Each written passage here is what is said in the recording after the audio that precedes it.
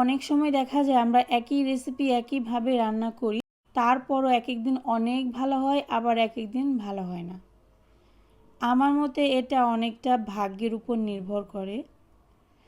যারা খাবে তাদের ভাগ্যে যদি ভালো থাকে বা সুস্বাদু খাবার খাওয়ার একটা থাকে, তাহলে হয়তো সেই দিনের সেই খাবারটা অনেক সুস্বাদু হয়।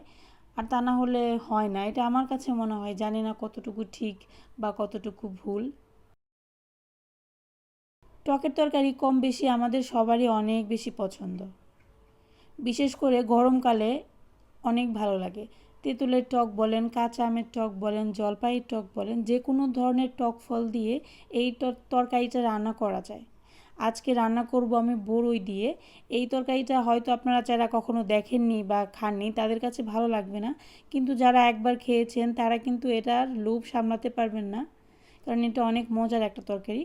কারণ আমরা কম বেশি সবাই দেখা যায় যে মশলা জাতীয় খাবার খেতে পছন্দ করি, অথবা দেখা যায় 2-1 দিন পর পর খাওয়া হয়। তো সেই সমস্ত খাবারের পরে শেষ পাতে টকের তরকারি দিয়ে খেলে মনে হয় যে শান্তি লাগে অন্যরকম একটা। তো এখানে মাছ ভাজির জন্য হলুদ মরিচ লবণ আবার মাখানো হচ্ছে। আজকে আইড় মাছ দিয়ে আলু দিয়ে ঝোল রান্না করা হবে। আইড় মাছটা বেশি বড় না আবার ছোটও না, মিডিয়াম সাইজের।